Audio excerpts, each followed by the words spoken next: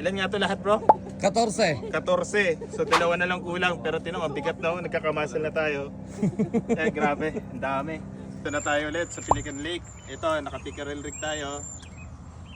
Ito yung throw ulit natin. Okay.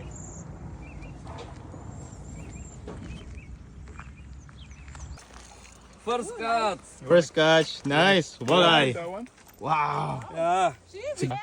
Malaki ata yan ah. Pati ako na kunin natin tong fish net. Okay na. Meron pa rin yan. Na malaki. Ayan, that's good. At syempre, hindi magpapatalo si Hani. Oh, good, Buwaring good siya size. kaagad. Nice, nice. Nice.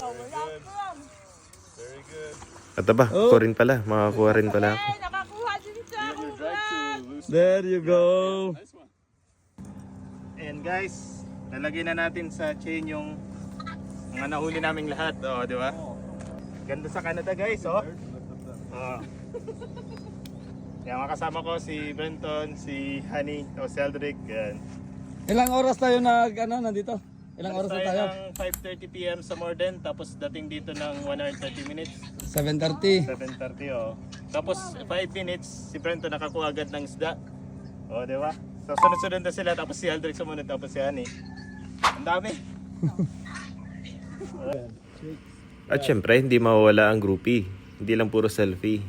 Yun, enjoy lang.